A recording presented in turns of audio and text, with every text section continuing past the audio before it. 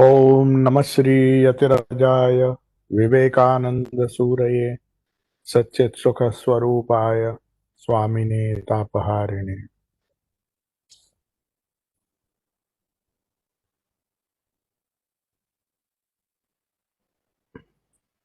So we begin today's class from where we left last time. We were discussing about the three types of pranayama. Now the first one, as I told you, you breathe in with the breathe in and breathe out in say 4 seconds. You breathe in, 4 seconds you breathe out without bothering to see whether the breath is entering through the left nostril or through the right nostril. To both the nostrils, you have to breathe in and breathe out without retaining the breath, which is done in the second type of pranayama. In the first type of pranayama, you just breathe in normally, but do it in a very systematic way so that you say you breathe for 4 seconds and breathe out for 4 seconds, then the uniformity should be maintained. If you breathe in for say 6 seconds, you breathe out for 6 seconds. That is the first pranayama. And the second pranayama was to hold the left nostril with the thumb for convenience, or hold the right nostril by the with the help of the thumb, push it, and then breathe in through the left nostril, say for 4 seconds.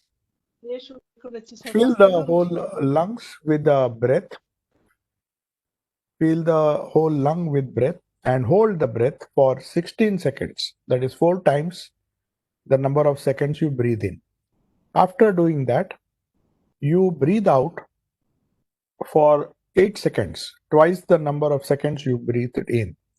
So, 3 steps. In 3 steps, you complete the cycle 4, 16, 20, and 8. 28 seconds each cycle will last. And this pranayama, according to Swamiji, is a bit difficult. Not only difficult, but one has to be very careful and not increase it. Whereas the first pranayama, you can just do it for 4 seconds, breathing in, 4 seconds, you breathe out without even, you can do it for a few minutes. Whereas this one, he said, do it 4 minutes in the morning, 4 minutes in the evening, and then slowly increase it. And he also, Swamiji suggested that you can increase it from 4 to 6 seconds if you like. But then correspondingly, you have to increase the retaining as well as the exhaling of the breath that you have to do. So that can be done if there is a constant monitoring either by the guide or a guru, or one can monitor oneself, but one has to be extremely careful and not overdo it. So Swamiji says there are certain things which are seen on such a person who is doing a pranayama of the second type. I mean, holding for breathing in for 4 seconds, retaining inside in the lungs for 16 seconds, and breathing out for 8 seconds. So this 28-second pranayama, though it is a complex pranayama, it has immediate effects. The harsh lines of the face disappear. That's what Swamiji says. Now, what does it mean? Doesn't mean that there will be a kind of aura or a glow on your face. That's what perhaps he means. I don't think the complexion will change much. Otherwise, everybody would have used that. And the voice will become beautiful. The voice perhaps will have a ringing tone, or your voice will be more convincing than before. That is perhaps one of the reasons why these people, even Sri Ramakrishna with his stammer, had a very convincing voice. Swamiji also. You can see that. Convincing doesn't mean a musical voice, but it is a voice that makes people's attention rivet to that voice, and they listen to it very carefully, try to hear each word. Maybe that is the meaning. Now, these things Swamiji says comes after a long practice. And only people who take Raj Yoga as or the pranayama as a method to enhance their spirituality will see these effects. It's not necessary that these things will be found when one practices the other yogas. But in any case, Swamiji just mentioned this in passing, not to be taken very seriously because you cannot possibly do this to improve your voice. There are other techniques to improve your voice, and if you want to be a musician, and there are other techniques to even improve the texture of your face. There's so many artificial methods. So those are not the goal of Raj Yoga. But Swamiji just mentioned in the passing that you'll have a very acceptable or a very good personality as far as the appearance, the spiritual glow is concerned, and your voice is concerned, and its convincing power. So that is what Swamiji says. And then he says the third practice is what we have to discuss today. The third pranayama, which is as simple as the first one. There is a slight difference in the first and the third. First, as I discussed with you last time, you just breathe in for 4 to 6 seconds. If you breathe in for 6 seconds, keeping a count on your fingers or even repeating Om mentally, 6 seconds, and breathe out for 6 seconds. Don't retain the breath inside and use both the nostrils freely. There's no restriction. It's just like a rhythmic deep breathing, which anybody can do at any moment of time. But one thing he has said that when you are filling the lungs with breath, you have to imagine, in the second pranayama especially, that the breath, when it goes inside, naturally it goes inside in through the nostrils and goes down to the lungs. So there is a downward motion which you can feel. So Swamiji says, use this breath, catch hold of the breath and try to feel the nerve currents which is associated with this breath. And he says, use your imagination to feel or to imagine that the breath, when it is going in, it is going in, no doubt, but when after going in, it goes down and expands the lungs. The air is getting filled in. That filling of the lungs should be accompanied by an imagination that the Kundalini, that the spinal column, through the Ida or the left side of the spinal cord, a current is going down, a nervous current, a nerve current. With every breath, a nerve current is involved. You may or may not perceive it right now, but if you are breathing in, a nerve current is involved. If you are breathing out, a nerve current is involved. So all the motions of the lung are controlled by nerve currents. In fact, our whole body is controlled by the Vyanavayu or the nerve currents, which form a network, as it were. The whole network is responsible for whatever we do, whatever we breathe, whatever when you talk. Different types of pranas or vayus are manipulating our different organs and making us do these different organs or different actions. So you have to imagine that the nerve current is going down the spinal column. This imagination is very important in the second pranayama. And that nerve current which is going down when you are breathing in is going and striking. It is reaching the base of the spine, that nerve current, and striking at the triangular place, Muladhara, chakra. It is just right now it is an imagination, but that imagination can become reality. And you can actually feel them, that the Kundalini is being awakened, the dormant Kundalini which is awakened. And that nervous energy, when you are breathing out, you are retaining for 16 seconds. So it takes 16 seconds perhaps to awaken that Kundalini. And when that Kundalini, that nervous energy, has to be imagined that it is rising when you are breathing out. Breathing out involves the motion of the breath from the base of the lungs, from the lungs, and then it goes out. So when it comes out, when the air is pumped out, you have to imagine that the same nervous energy which hit the spine has to come up through the other nerve cord. not the same one. This is all imagination. The other one, the efferent, is Pingala, the right hand side. Right hand side of the left is known as Ida, the right is known as Pingala. So when you are breathing in through the left nostril, you are sending the nerve current down the left nostril, left spinal cord, and the nerve current when you exhale is coming upward and uh, coming upward through the Pingala or the right hand side nerve. But when you do the reverse, you have to imagine that the nerve current, when you are breathing in through the right nostril and it is going down, filling the lungs, you have to imagine that the Pingala, the nerve current goes down, strikes the Kundalini, and it rises through the left. So the whole nervous current you have to imagine throughout this pranayama. Swamiji says you can do safely for 4 minutes this pranayama, which lasts for 28 seconds. I showed you how. 4 seconds, 16 seconds, 20 plus 8, 28 seconds. So 28 seconds, you imagine that the nerve current is going down from the Ida, touching the Kundalini, Muladhara, at the Muladhara, rousing it, and the nerve current is coming up through the right spinal cord, right side of the spinal cord, which is Pingala. So, and then you do the reverse process, the other process, where the next pranayama will be breathing in through the right and breathing out through the left. And similarly, the nerve current also will be following the other path, going down through the Pingala and coming up through the Ida. So this upward and downward motion of Kundalini, Swamiji says, makes different changes, and then you are able to successively feel the different chakras. What are those different chakras, different centers of consciousness on the spinal cord, located somewhere around the spinal cord?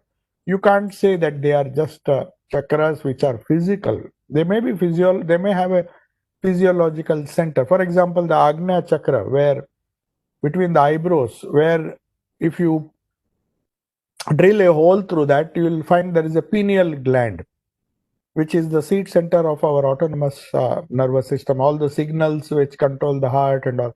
Pineal gland is supposed to be very important.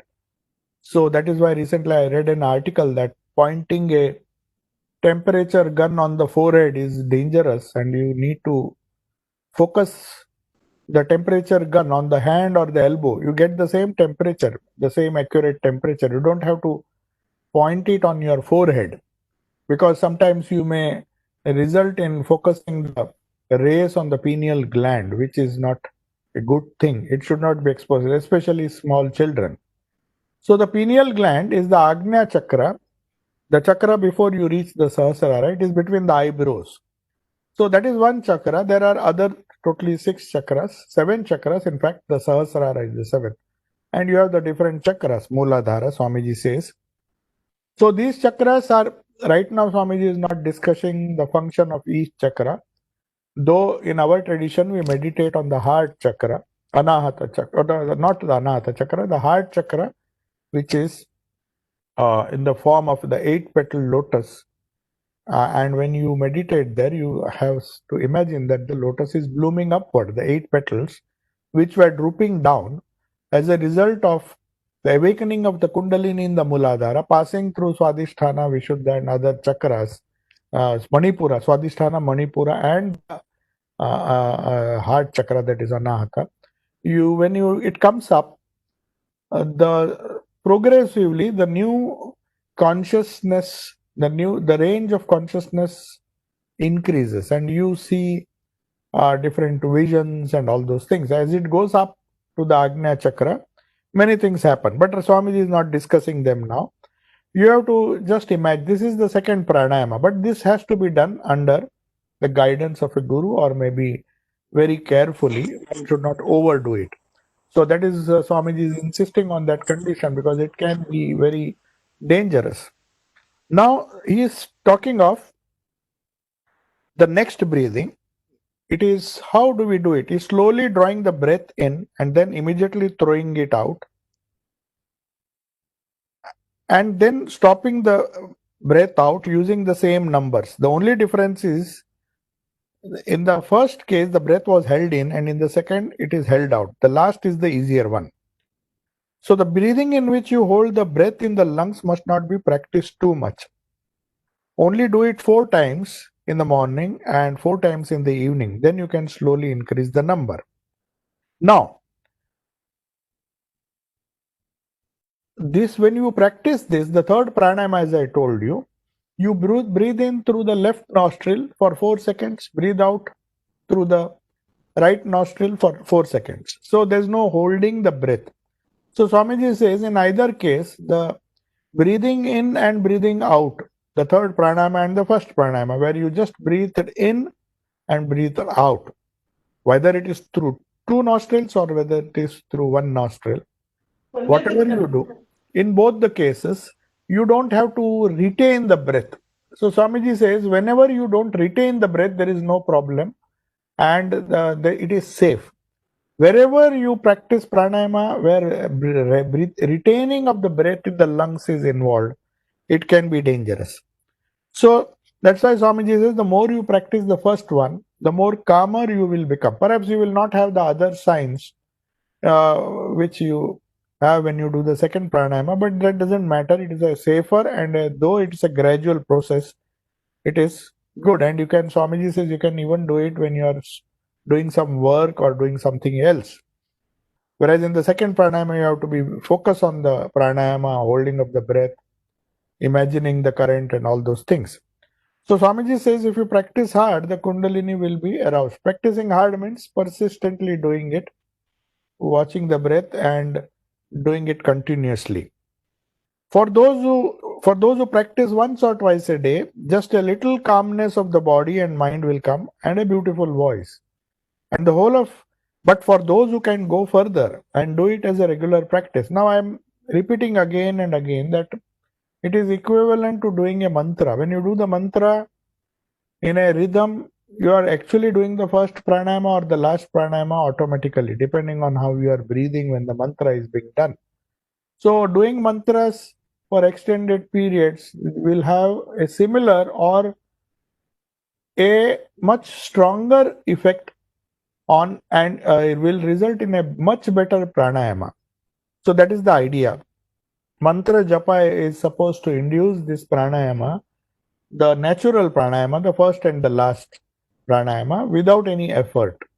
So that's why Swamiji says, if you persist on that, the Kundalini will aroused and your whole nature will change, not just the voice and a little bit of calmness which you get when you do the pranayama once or twice a day. That means if you are constantly doing japa as much as possible throughout the day, the more effect it will have on your whole nature, and the whole book of knowledge, Swamiji says, will open.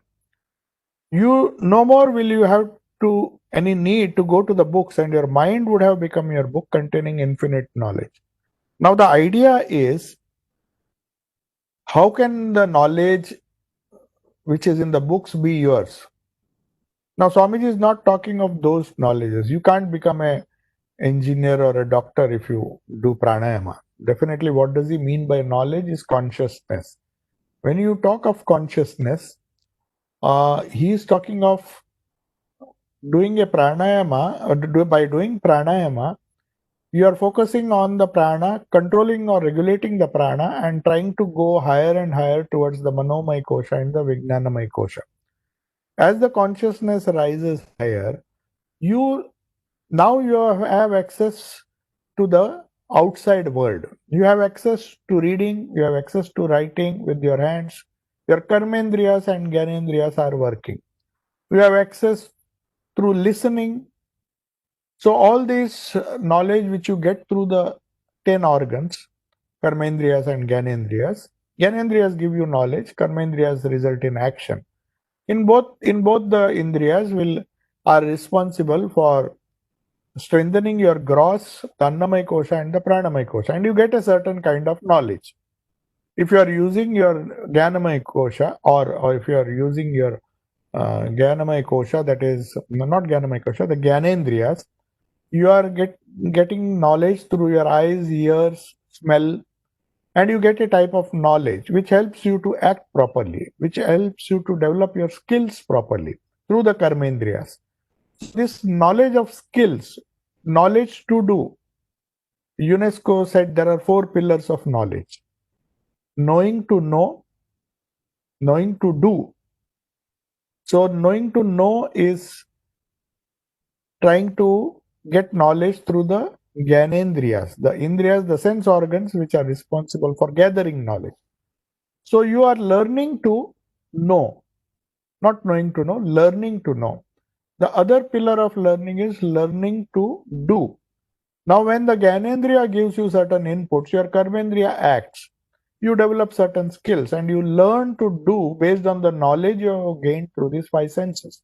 They are acting simultaneously. When you are doing, you are also gathering information and then you are modifying your actions accordingly. For example, if a potter is making a pot, he knows how to shape it. He knows he has learned it. He has learned the skill of his fingers, but at the same time, he has to keep a watch on the shape of the pot. He has to see that it is, and maybe use his other sense organs like sound just to feel the sound of the pot, how much it has dried, how much soft it is. So, all these things help him to get input, and at the same time, he can modify his fingers and make a proper pot or any other action. So these karmendriyas and gyanendriyas give you knowledge and help you to apply the knowledge. So learning to know and learning to do are the two pillars of knowledge which is taken care of by our modern education. They are supposed to take care of these two things primarily. But if it is a good education system, as our ancient Indian tradition had, then we have one more pillar, in fact, two more pillars: learning to be and learning to live together. These are the two more pillars which UNESCO said should be essential. Without these four pillars, the structure of education will fall collapse. If you just have learning to know and if you have mastered learning to do, you may be a very skillful person. But if you don't have the third pillar, learning to be what it is, I'll tell you, and learning to live together, that means to interact with each other, to live as a social uh, being, a social being who lives according to dharma, according to the rules of society, and does not infringe upon the rights of others, lives in harmony with others, with nature, with others.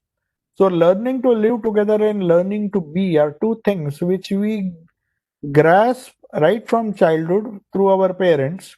If the parents have given a good grounding to the child in this art of learning to be, and of course it is supported by the personality of the teachers who are also supposed to be good in the skill of learning to be. To be means to be good, to be a to have a develop one's core personality, the nature, the inner nature, the mental makeup of a person, not only intelligence but also the heart, development of the heart, head, and the hands. That's what Swamiji said, a complete personality. But that can be possible only if the teacher or the parents or the neighbors or the peers with whom the child comes in contact has this education of learning to be themselves. If they themselves don't have, and if they impart a kind of education to the child which does not teach him how to be a good human being, the life skills, then it is very much doubtful if he will get those things when he grows up. It has to be right from the childhood. And when you learn to be a good person, learn your living skills, then you will see that your skills to live in harmony with others, uh, that also improves. If you are a balanced personality yourself, if you teach the children, if the teacher is a balanced personality, there is more chance that the child also, the learner also develops those qualities. So, learning to be and learning to live together, according to UNESCO, should form part of the curriculum. Now, in various ways, through extracurricular activities, through observation, the child learns. No doubt it's taught, but not taught as we teach the other subjects, the other secular subjects, as we teach the other skills. Those things are taught in a very systematic manner, and you also give grades for that, but you don't teach. So that's why Swamiji says that your books, your mind itself would have become your book. Now, one of the teachings which our ancient system of education, which involved or which included yoga, was to teach the child to raise their consciousness and open the infinite library of knowledge, not just secular knowledge, which you can anyway get through books, and now through Google and other social media. You can get any knowledge, any information from anywhere in the world now. It's at your fingertips. So there has been a lot of enhancement of learning to know and learning to do. But learning to be is still at a primitive level. And people think, they take it for granted, the people who design the education system, that the child will anyway learn to be. If his parents are very powerful personalities, he'll become a powerful personality. There is a chance, at least. If his neighbor, so everything is left to chance. You don't have anything inbuilt into the curriculum that a child can be molded to learn yoga, to develop his mind, to develop his consciousness, to develop his nature, to develop self control so that he can be a better human being and also live as a better human being in society. So, learning to live together and learning to be, these are the two skills which form the core of yoga, the core of Raj Yoga as it is practiced. And Swamiji says that infinite knowledge, the complete knowledge, which also includes learning to know, learning to be, uh, learning to know, learning to do, learning to be a good human being, life skills, and also learning to live together. These are also life skills, part of the. So 50% of the education should be at least dealing with these life skills, and that is possible only when the real book of knowledge, which is in the mind, through the process of yoga, through the process of breathing pranayama to begin with, Swamiji says it opens the door for an infinite knowledge. All the four pillars of knowledge can be covered, provided you persist with this study of yoga. And when the Sushumna opens, he says now for learning to know and learning to do the skills, the secular skills, your Ida and Pingala, the two spinal nerves are enough. They give you enough input. Your reflexes are very sharp. You can become a good doctor. You can become a good engineer. You can become anybody, a good mathematician using your logical skills. But all those things are possible by tuning your nervous system without pranayama, also without an effort, a conscious effort to do pranayama or conscious effort to practice spirituality. You can still be a very skillful person. Anybody can be a skillful person if he's trained in the right way. And that is what is happening to most of the people. But along with that, learning to be and learning to live together, these are the two things which the life skills are not taught in a very systematic way, and yoga proposes to do that, and that is possible. Perfect learning to be and perfect learning to be a evolved human being is possible when, according to Swamiji, when the nerve energy, we teach the body that the nervous energy should rise through the hollow of the sushumna. That is the scientific way of raising the center of consciousness. The more your Kundalini, more the nervous energy rises, not through the Ida and Pingala, that they are doing anyway. Otherwise, we will not be living now. But the more it passes through the Sushumna, through the hollow canal, the higher it goes, passes through these different chakras, new types of learning, new types of psychic knowledge, new types of intuitions, creativity, and all these wonderful human qualities start developing, not before. So the goal of yoga, the goal of pranayama, in fact, not the whole of Raj Yoga, but even pranayama itself, is to convert that prana, use the prana to enhance your knowledge, the higher spiritual knowledge, by making the nervous energy flow through these chakras. It goes up and up. So he says, only when the Sushumna current opens. The current is closed right now. Through pranayama, through japa, through spiritual practice, you awaken it. And once it is awakened, once you're controlling it, and the Sushumna, the nervous energy begins to rise through the hollow, we get even beyond the senses. We don't have to depend on the senses as we understand them, the Gyanendriyas and Karmendriyas, to get knowledge. That we have used, we are using it. But we have to go even beyond the senses and try to catch hold of the vast, infinite storehouse of supersensuous knowledge which the prophets had, which the saints had, which Raj Yoga teaches you to do. You get an exam, you think the secular knowledge which we have acquired to become a PhD and be the best in your field, in whatever academic field you choose, is the summum bonum of life. People think, oh, that is, if I become one of the topmost doctors or topmost engineers or topmost mathematicians of the world, I have achieved my goal. Yes, no doubt. In the first two fields, learning to know, learning to do, perhaps you have scaled great heights, but that doesn't mean that learning to live, you may be as primitive as the most illiterate person. An illiterate person would have developed more heart, a more adjustment. A person who is highly intelligent may not be able to adjust himself even in his own family. He may not be able to adjust with others. He may not be able to deal with himself. Learning to be would be absolutely unknown to him. He is afraid of facing his own self. He goes into depression, though with all his knowledge and all his skills. So why does that happen? Because Swamiji says we have not even tried to develop our life skills and try to go beyond the senses. Only when you go beyond the senses, you get a rationale to imagine a life, an unselfish life, a life where you have knowledge of things other than what the senses provide to you. The senses give you a certain kind of knowledge, but there are supersensuous things, super conscious.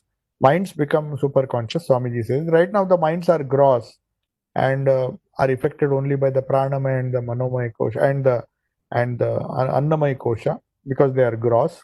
They depend on sensory inputs. But where the intellect, where beyond even the intellect, the Vijnanamaya kosha, where reasoning cannot reach, and that happens only when the Sushumna current is open. And you practice pranayama or practice japa or practice spirituality for a long time, then these nerve currents start functioning and you reach a higher stage in evolution where your consciousness is not limited to the gross world. You have access to the great thoughts of the universe, creative thoughts of the universe. You get sudden intuitions.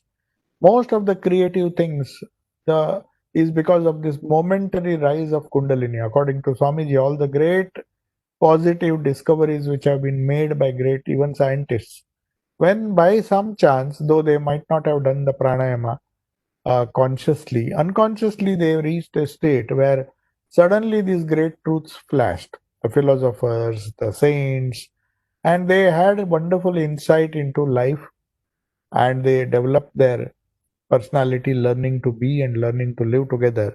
And they were uh, much more adjusted, better adjusted individuals than us because we are still trying to figure out how we can learn to be and learn to live together with the help of our inferior knowledge which we have gained in our academic universities. No doubt it is important. It allows you to get a job, allows you to earn money, allows you to be very skillful and manipulative and make yourselves, at least in a gross sense, happy. But then that is not enough to give you real happiness, which is a result of learning to be and learning to be happy, learning to be joyful, learning to be peaceful. These skills have to be learnt separately. They don't form part of the curriculum.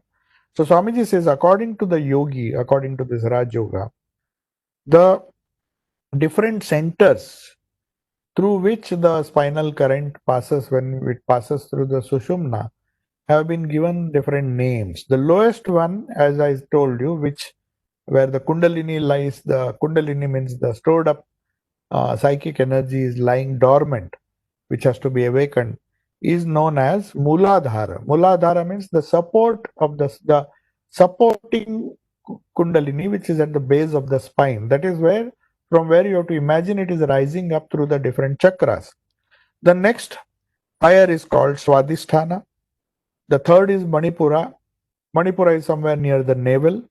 The fourth is Anahata, the near the heart, in the center of the heart. And the fifth is Vishuddha, which is near the throat. The sixth is Agnya, which is between the eyebrows, as I told you. It corresponds on the spinal cord. If you see, there is a pineal gland at the end of the spinal cord as it enters the brain. That is where the Agnya chakra is there. That is where Swami Thakur says in his gospel that you get different visions, you get different ideas, you get different intuitive ideas. So that is Anahata. And finally, sixth is Agnya. And the last, which is in the brain, on the top of the brain, is called the Sahasrara or the thousand petal lotus. And these are all have to be imagined. You cannot see them actually. But Thakur says if a yogi develops that uh, skill or develops that intuitive skills where he can perceive these higher and higher truths, then he can see the chakras, its effect, its influence, can feel the perceive the nerve currents as we perceive the gross breath. The yogis perceive the nerve currents, so they can take corrective action when the different nerve currents are getting disturbed, and they can use their meditation, japa, and all the other spiritual practices to make the kundalini rise higher and higher and reach the sahasrara where true fulfillment is found. Now, the energy, Swamiji says, has to be taken. Only two centers, Swamiji says, right now we have to remember that, because the lower, the middle centers, intermediate centers are different stages. That is not the goal actually. But we start with, say, Anahata, we meditate there, or you meditate in the throat center or here between the eyebrows. There are different ways. But normally we meditate in the heart. It's a central center. The one of the centers which is at the center. It is neither too high nor too low. So we can start. That's a good starting place to make our energies or consciousness stable, so that will live as balanced individuals. Now Swamiji says it has to be taken from the seat at the Muladhara. The Kundalini is of course in the Muladhara. It has not reached the heart center. Japa is a way or to awaken the heart center, so that Japa, Bhakti, Raj Yoga, Gyan Yoga, all the meditations which we do, they normally ask you to do in the heart, because you have to raise that Kundalini slowly, stabilize it at some sense, and then take it upward. The yogis claim in Raj Yoga, Swamiji says, that all of the energies that are in the human body, of all the different energies, now there are different energies, the nervous energy, the the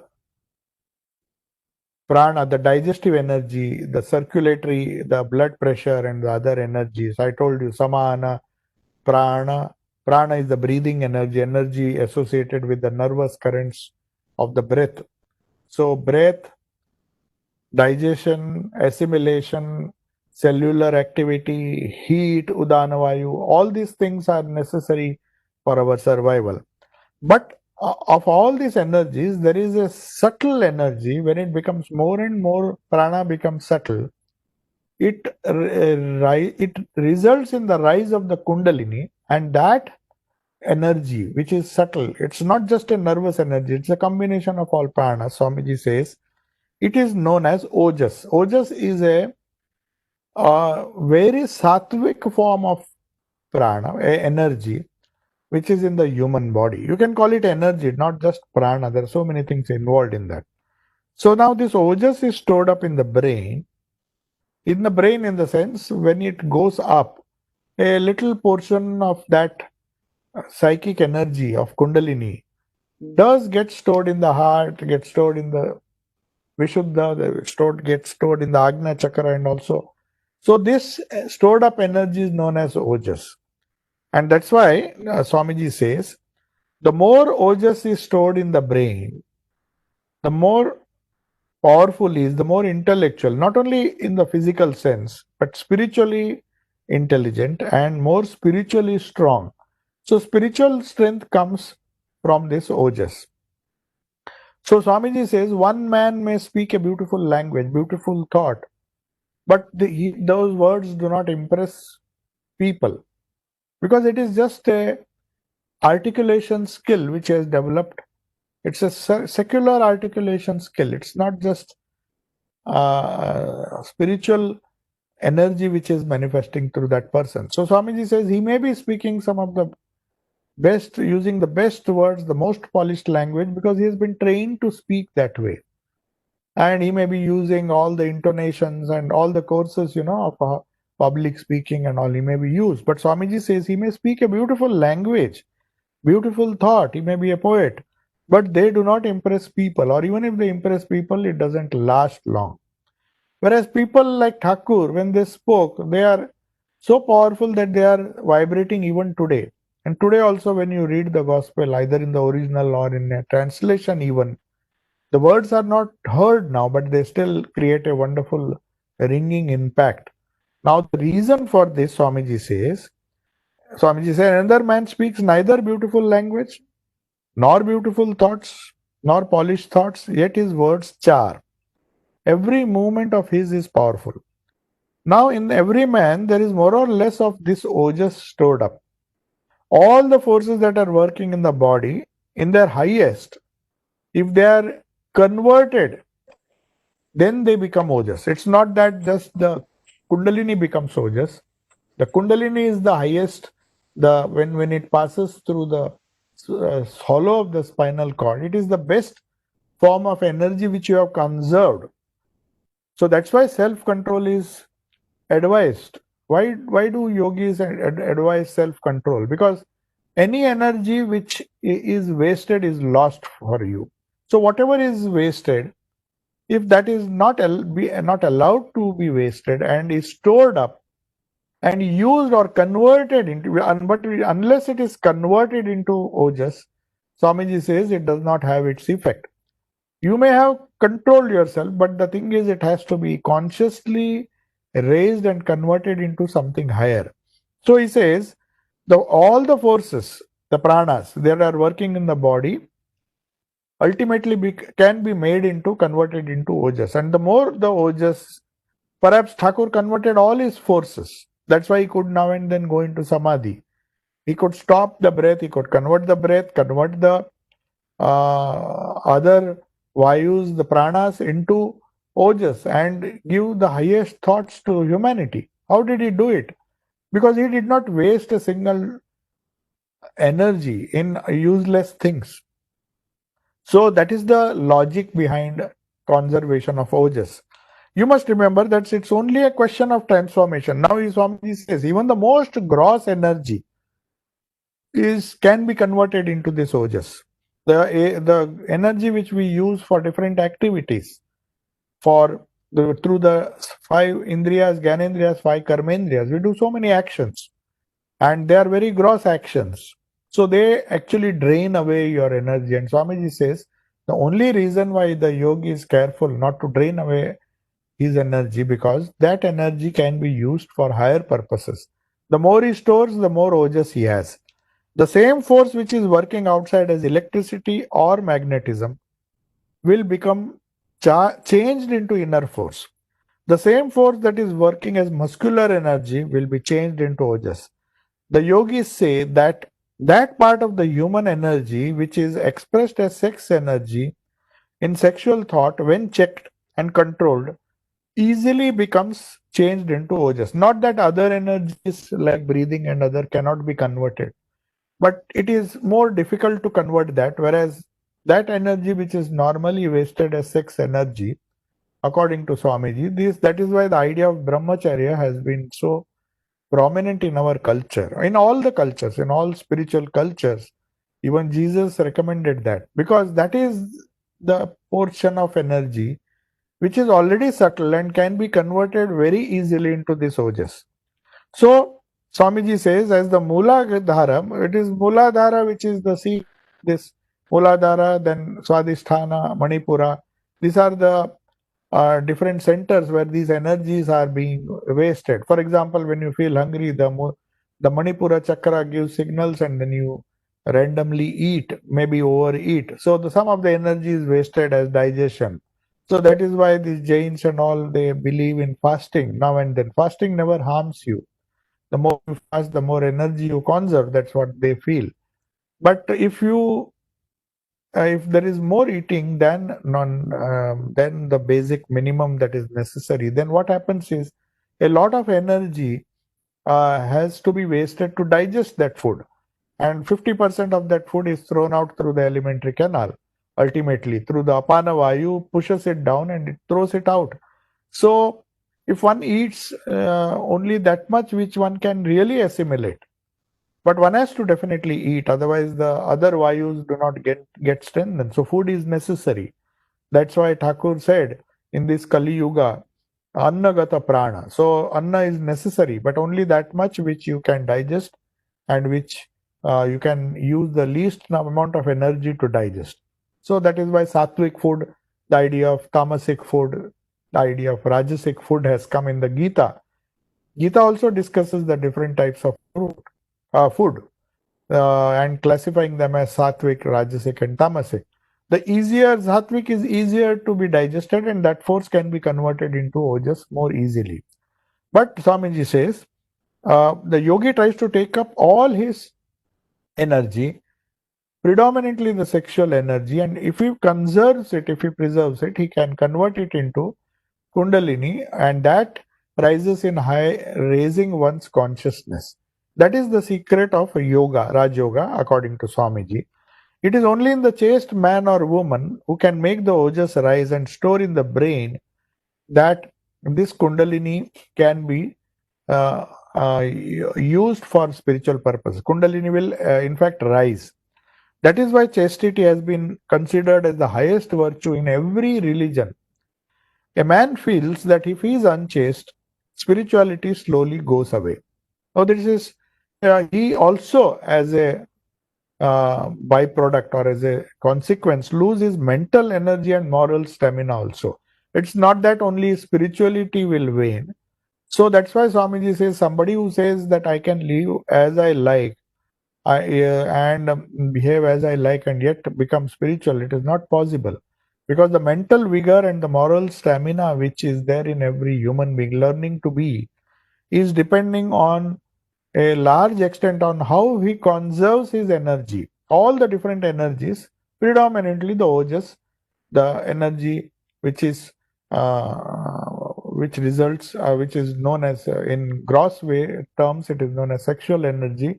So that brahmacharya, when it is converted into ojas, the more it is stored, the more it is conserved, the more it is converted into kundalini. That's why Swamiji says in all religious orders in the world which have produced spiritual giants, you will always find absolute chastity insisted upon. The church also insists, other or Buddhism also insists, Hinduism also insists, all the different great religious sects also insist. This is one thing, one moral virtue.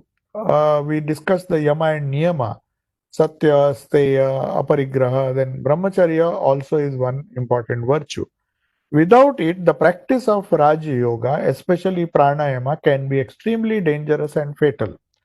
Now, it may lead to insanity. Now, Swamiji goes to the extent, this warning, perhaps for the first time in English language, it was given. Raj Yoga was one of the first manuals of books, and so much of precaution Swamiji is asking people to take, that don't think yoga can be practiced if you are not able to practice chastity to at least to some extent.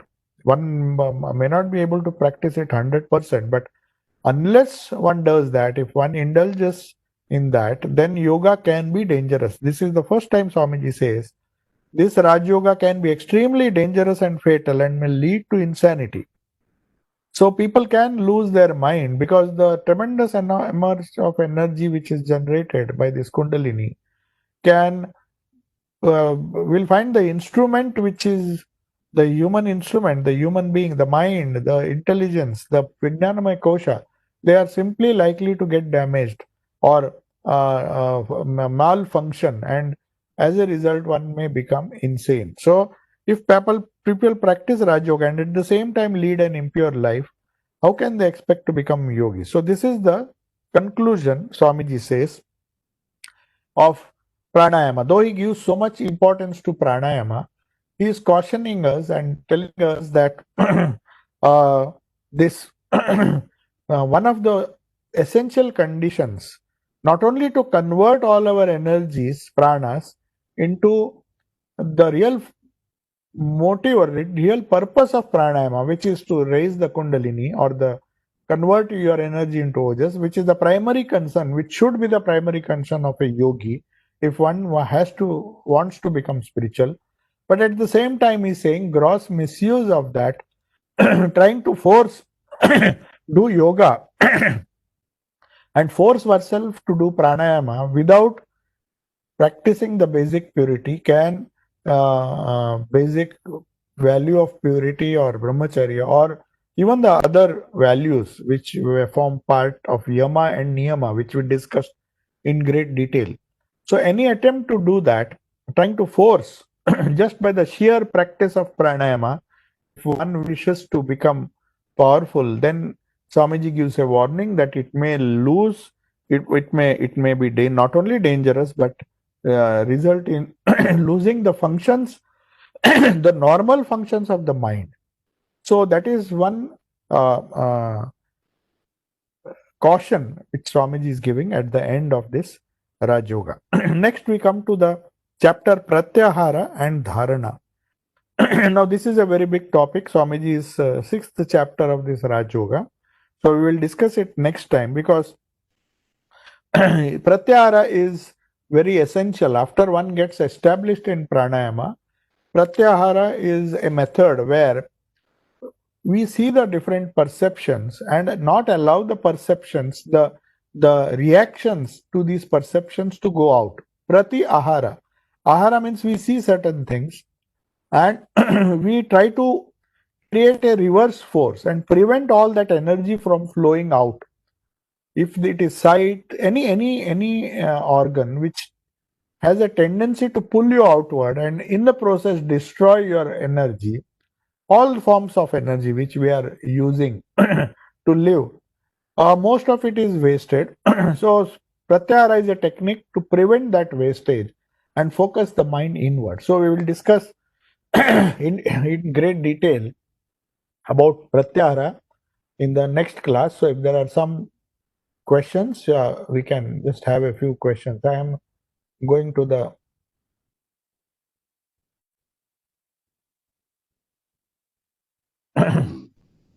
yeah, if there are some questions, you can ask.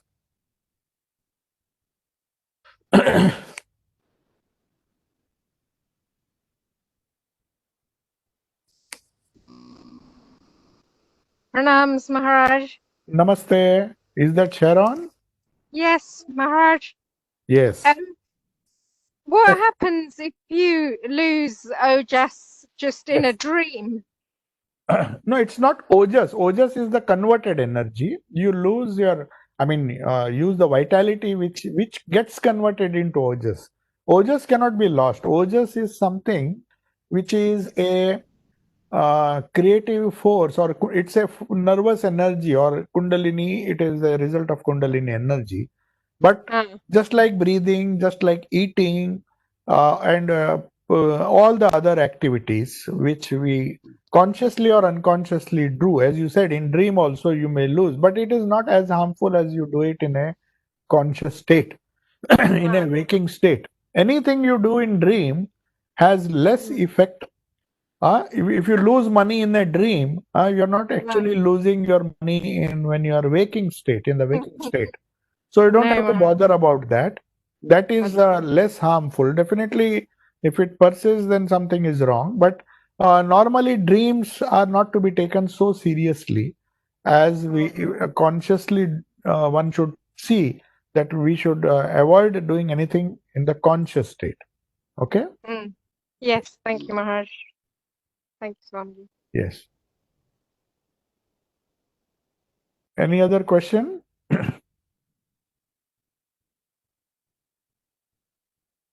Maharaj, can I ask a Yes. question, please? Yes. Yes. Is Okay. it Vayu? Who is asking? Amita. Oh, Amita, yes, please, please. Yes. After that, Vayu can ask. Huh? Okay, Amita, ask. All right, Maharaj. Uh, the exercises you said, Yes, number 1 and number 3, yes. I could not make out any difference. It seemed your No, no, no. description seemed the Number same to me, one Maharaj. is breathing in through the left nostril and breathing out through the right nostril. Or one or three, both. Swamiji has given two Number 3. alternatives. Only condition uh, of that No, I need that. the first and third is that you don't retain the breath. So if you take in breath through both the nostrils, it is one. And Okay. breathe out through both the nostrils. But if you hold the finger and breathe through one and breathe out to the other without retaining, then it is three. So whether it is three or one, it is the same. The process changes only minutely. So Swamiji says, since there is no involvement or no retaining of breath, then it is less dangerous. Not that it is very safe, but it is safer than the second one. All right, Maharaj. Yes. Okay? Okay. Got that. And I've got one more question. Because, Can I yes, please. Sorry, I interrupted you. You go on, Maharaj.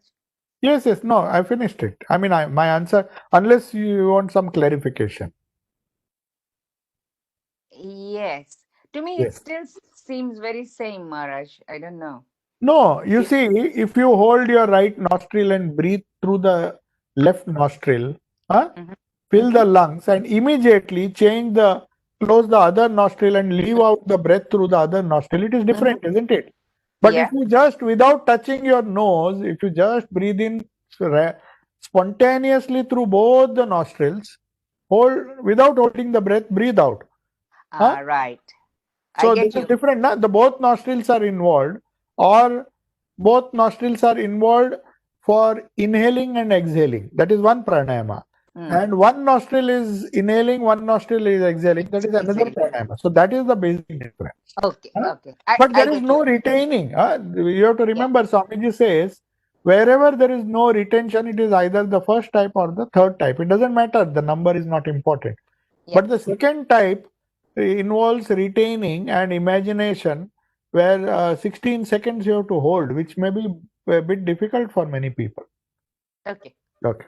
Got you, Maharaj. And the second Yes. one is, you Uh, said now those of us that are initiated, we do our japa and we concentrate on the heart. Yeah, but we can't do the second one in that case. Either it will be first or the third. Yes. See, normally we will be doing the third because we are not closing the nostril. When you do japa, you don't hold your nose. Of course, some people do. If you see in puja, they hold the nostril and do some kind of pranayama and say om, om, om, or say their mantra. So that is different. But unless if you are not using or touching your nose and doing japa spontaneously, then you'll see the breath, it automatically gets converted into pranayama. You will see the breath becoming very harmonious depending on the harmony of your japa, the repetition of the japa. If it synchronizes with your breath, then actually it becomes pranayama. And normally it happens if you do the japa properly. If you do it with the same speed and the same laya, they call it laya, same speed, it happens. Okay? Yes, Maharaj. I've got that. No, my second question was not, Hmm. I understand what you said just now. Thank you. But it was that when we are told to do japa, we were told to concentrate at the heart. Yes. Yes, the psychic heart, the spiritual heart. Yes. And that corresponds to our Anahata chakra, as you just Yes. mentioned to us. Yes. Now, from what you told us today, it looks like the energy has to rise from Muladhara to come up to Anahata. I understood. Yes. And how is it that we are told straight to get into Anahata? How would that open if it doesn't come? Yeah, you see, Muladhara down. there that is nothing to do with pranayama. See, you are supposed to meditate or concentrate or focus your attention, it is not meditation in the beginning because that I feeling is always there. So you are doing pratyahara actually. So what happens, we'll discuss in the next class also in detail, Mhm. the difference between pratyahara, dharana and dhyana. So there are 3 steps in focusing and or concentration. What we start with is pratyahara.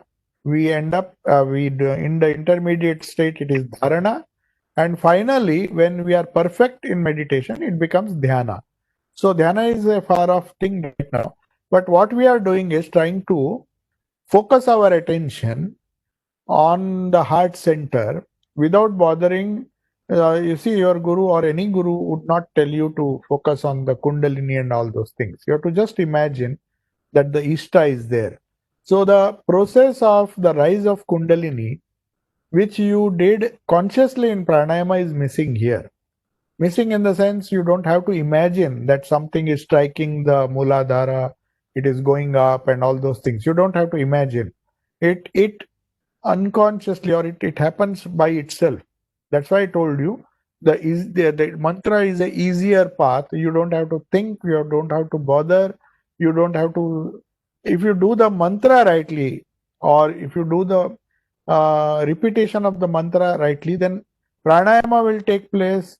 The imagination which you did with pranayama of striking the muladhara and then for making the kundalini pass through the central canal or of sushumna, those also things will happen as a matter of course. You don't have to consciously do it. You have to just follow. Why we are concentrating on the heart center is that is a center where a spiritual aspirant is expected to be steady. He has to focus on some center of his being in which he has to live normally. He cannot be indulging. If he lives in the lower centers, either he will be eating. There are some people who do that. So they are predominantly living in, you can say, Manipura Chakra or Swadhisthana. Swadhisthana is a very indulgent person who doesn't lead a pure life. Perhaps he lives in that chakra. His consciousness is at that level. So to raise your consciousness from the Muladhara, Swadhisthana and Manipura and keep it steady for a pretty long length of time at least, so that it doesn't go down and activate the lower centers of consciousness. The heart center is recommended because it is neither too high. You can't stay on the Ajna chakra for a long time. The brain gets heated. The pineal glands there may be a damage. So it is extremely dangerous. So that's why they say, why don't you start with the safest and the best center, that is Anahata. Anahata is the center from where your spiritual life begins. Normally, they say the lower 3 chakras help you to lead a very gross worldly life. No doubt that is also needed. If your digestion is not good, you will fall sick. And the other functions which we are doing normally, balancing, walking, breathing, and all those things, they are taken care of by the lower centers also, doesn't and the other centers also. The whole nervous system is designed that way.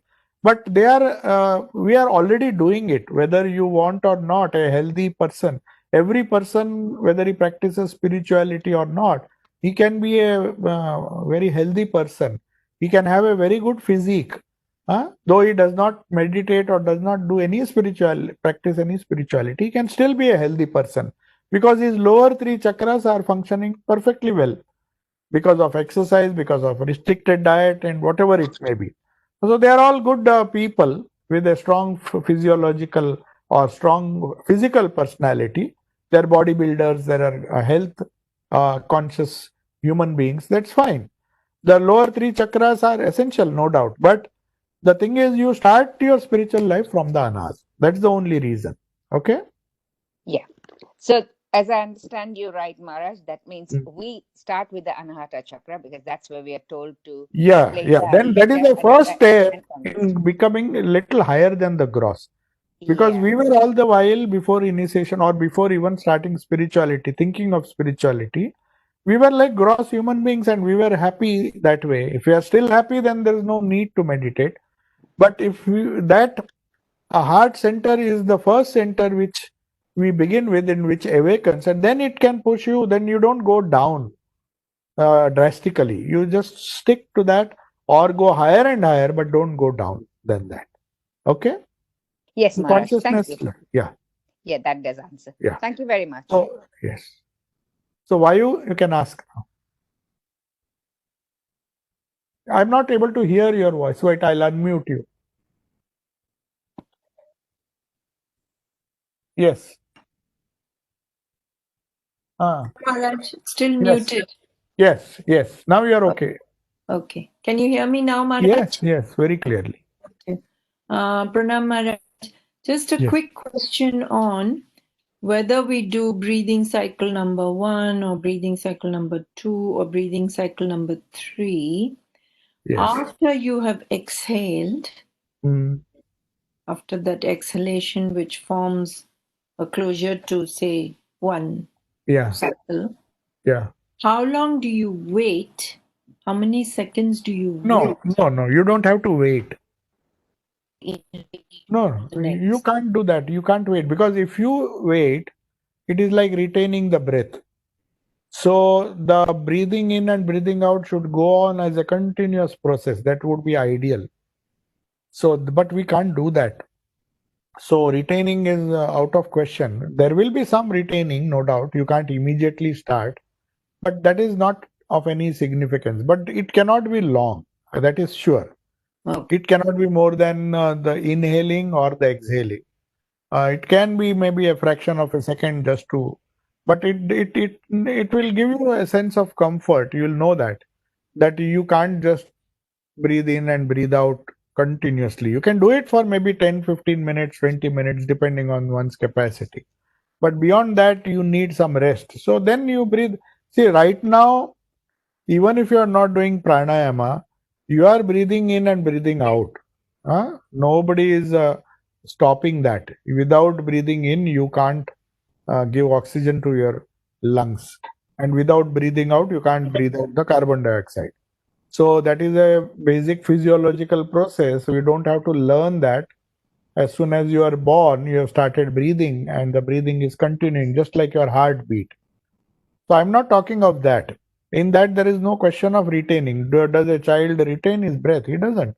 Unless he goes underwater or somebody presses his nose. That is when you have to retain the breath, isn't it? You are forced to retain. Otherwise, you are just breathing in, breathing out normally. But only thing is, we are doing it in different speeds. We are breathing in for 2 seconds, leaving it for 4 seconds, like that. That is random. Now then, then you take a long breath and leave, and then a very short time for exhaling. So that irregular breathing is what is discouraged. Swamiji says the first and the third, whether you breathe to one nostril or to both. The idea is the number of seconds for inhaling and number of seconds for exhaling. If they are same, then it results in real pranayama, the safe pranayama. And japa, if you see, if you have a mantra, say Om Namah Shivaya, Om Namah Shivaya, Om Namah Shivaya. If you repeat, you will see the breath patterns become very perfectly just like you do conscious pranayama. If the mantra is same. Now, if you have one mood today, take Shiva, tomorrow you do Vishnu mantra, and the day after, there are thousands of mantras, unfortunately. So everybody practices different mantras. Some are short, some are long. Hare Rama, Hare Rama, Rama Rama. So people think that by doing more mantras, I'll get more merit. But the problem is they are like digging more wells in different places. You should focus on one. That is the very idea of Ishta in our culture. Don't have too many gods. For intellectually understanding, it is fine. But when you come to practice, you practice one mantra, the speed increases. When you practice a long mantra, the speed increases. The breathing, every day, every day or every part of the day, if you say different mantras with the intention of doing japa. I'm not talking of stotras and other things. They are different. They have a meaning associated with that, and that is a totally different purpose. You don't do a stotra as a mantra. Mantra means mantra. It is a small phrase like Om Namah Shivaya or something like that. So that mantra has a definite duration, definite length, and the only benefit you will get, of course, you will get the benefit of repeating the mantra also, samskaras will be destroyed. But the pranayama, which results in repeating the same mantra over and over again, it becomes a set pattern in your life. And that is helpful rather than practicing mantras of different sizes. Huh? That's the reason we say that there should be one Ishta, one mantra, one Guru. That's the ideal case. Hmm? If we want to really stick to or go deep in one particular field.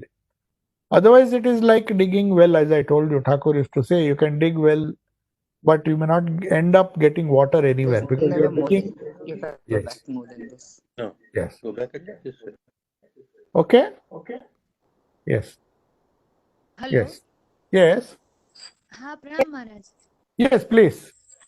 Ha, Maharaj, I wanted to ask about the trikam that we sing in the evening. Who is asking? Please. Maharaj, it is Dankruti here. Oh, Dankruti. Okay, yes, please, please. Okay. Ha, ha, Aarti. Maharaj, Yes, Aarti. Maharaj, it is Swamiji has composed it in a very rhythmical and classical manner. Yes. So, is it related to pranayama in some way? We can say that. It is more of a prayer, Dankruti. It is not just a tool. It is not. It does not have the. It may have. If you meditate on the meaning, it is a very powerful arti, no doubt. But it is meant to be sung in Vespers only. You don't sing arti throughout the day, whereas mantra you can do throughout the day. So definitely it is not meant for pranayama, though it has a wonderful rhythm, and in some way or the other it definitely benefits if you sing in a same way. You have set it to tune. In fact, all music, whether it is arti or any other music, but the additional benefit about this particular arti which Swamiji himself composed, that being a musicologist himself, a classical musician, he chose the different ragas which are conducive to a good mood. So it creates a very prayerful mood. It no doubt it results in strengthening the prana also. Any good song, any classical singer has wonderful control over his breath. But if you do it with a deeper understanding of the verse of the Khandana, that Arati is hymn which he has composed himself, you will find that it will not definitely be a substitute for the mantra, as far as pranayama is concerned. Not that with the whole Arti mantra, if you are really dedicated to Thakur, then it can give you the highest realization because it is composed by none other than Swami Vivekananda. So it has got its own mantra effect. It is like a stotra. There is Ram Raksha Stotra. There are so many stotras which are Lalita Sahasranama. They have been popular for years and years together. So people do it. So they destroy your samskaras. They do a lot of good. They have to be done. But it doesn't produce the same effect as the mantra does as far as pranayama is concerned. Because there is a rhythm, but at the same time, you see, for example, every verse of the Khandana, so they follow the same pattern. So in a way, it gives rise to some kind of regular breathing. Without that, you can't sing it properly.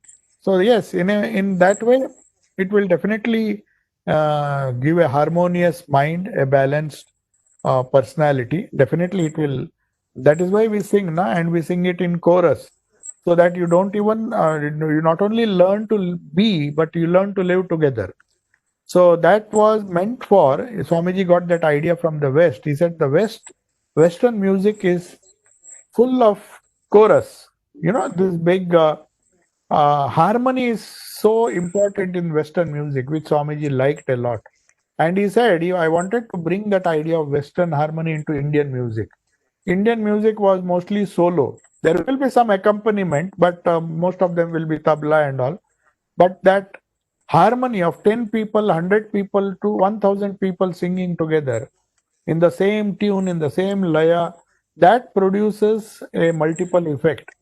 That can be really, if it is sung properly, it can be Very, very powerful. That is the idea of using music as a sadhana. Okay? Okay, Maharaj. हाँ, जी Maharaj. Purnima wanted to ask something? When we do mantra japa, do we focus on the breath or the mantra itself? No, mantra. You don't have to focus on the breath, because if you focus on the meaning and the only thing you have to see that the mantra repetition is following a set pattern. You don't repeat it fast for 10 times and then slow for 20 times. You don't do that. You do follow it the same type of rhythm. If you can maintain, then you don't have to focus on the breath. In pranayama, you have to focus on the breath because there's no mantra there. You're just counting 1 second, 2 seconds. So you can't focus on the seconds. You just do it on the finger or mentally. But in mantra, the meaning of the mantra and is very important. Pranayama is just a byproduct. It happens. You don't have to worry about it. Okay. Thank you.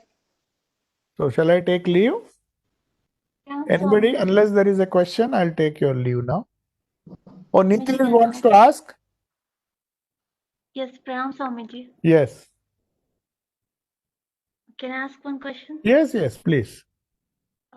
Yes. So when you say we concentrate on a particular chakra, say Anahat chakra, while doing meditation, Yes. and you also mentioned that, for example, in the Vishuddha or Ajna chakra, you cannot hold it for long. Does it mean that the Kundalini is rising up to that point and staying there? No. The very fact, yes, I got your point. See, why they don't encourage, perhaps, I don't know the reason. But there are techniques where you can, some people, Swamiji himself used to focus on the Agnya Chakra and imagine. He did a lot of experiments with meditation. But I'm not talking of them. For a normal person, we advise Anahata because it is not that your Kundalini has already reached the Anahata. Kundalini can be on, it may be still in the Muladhara. Don't think by meditating on the Anahata Chakra, it may be years and or maybe months at least before even the Kundalini starts rising. There are other factors. It's not just meditation that there is purity of purpose. There's so many other yama niyamas we have to follow. So Kundalini is not such easy thing that will rise when you just sit for meditation. It is a very slow process. It may be a gradual process for most of us. And for most of us, it is a gradual process. So the fact that you are meditating on the Anahata doesn't mean your Kundalini has risen up to Anahata only. It would have been lower or it would have gone upper, higher also. But it doesn't matter. You will understand that when the Kundalini rises, your consciousness changes. So when Thakur meditated, he would have started with the, most of the Ram Prasad songs, they ask you to meditate on the heart. The songs themselves will say, meditate on the Divine Mother, on the lotus of your heart. So he used to go into Samadhi. Now what would have happened is he would have started meditating there, but immediately the Kundalini effortlessly rose to the Sahasrara and he went into Samadhi. But for him it was natural. But you can't expect us to have that kind of thing. The moment you start meditating, the Kundalini comes up to the heart center. It may or may not happen. It may be still lower and it may be a long struggle before you even raise the Kundalini gets raised to the level of Anahata. You got it? Yes, Swamiji. So, is there a way we can know what stage we are in? Yeah, your consciousness changes, Niti. Very clearly, you can see your consciousness. You yourself feel that you're no longer interested in the gross. If it is in the Muladhara or if it is in the Swadhisthana or the lower chakras, you will have those types of desires. Your consciousness will be in that level only. So you'll like to cook good food and perhaps your desire to eat and all the lower pleasures will be prominent. So the fact that you are getting more joy in meditating, more joy in reading and other things, that means the center of consciousness has been raised. There's no such thing as you can't physically see it unless you cross a certain level of. Then Thakur used to see that, and they say he could see the chakras, he could explain, he could see the color of the chakras. So these happen. These things are very, very rare. One should not expect that will happen. Though it is not a very casual thing. It looks casual, but it is not as casual as it is explained in the books or in Raj Yoga. That's why Swamiji says, but the effect you can make out that the more you are interested in spirituality, that means your Kundalini is stabilizing more or less. At least it is touching the heart center. You feel like meditating more, you feel like reading more, you feel like practicing spirituality more. That itself is a sign. Okay. But higher signs are there when you, as Thakurji, you can see the gospel if you attend the class. Maybe sometime we will discuss that. In the gospel, Thakur says, he explained to Ma, saying that I could see the chakras, and as it reached the different chakras, what were his experiences?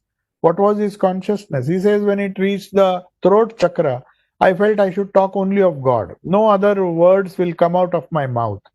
So these things will happen. You will come to a stage when somebody discussing some stupid thing, you will just feel like leaving that place because your Kundalini has risen to that level, and you always feel like talking about God, about His glory and all. So you can see it in the different saints and the different uh, poets and all those people. So the spiritual poets, I mean. So when it happens, definitely you can get a hint that your Kundalini is rising. That's the only way we can get an idea, unless we start having mystic experiences. Okay? Hello? Is it okay? Yes, thank you, Swamiji. Okay. So I'll take your leave now. Om Shanti Shanti Shanti Harihi Om Tat Sat Shri Ramakrishna Thank you, Maharaji. Thank you. Namaste. Thank you. Namaste.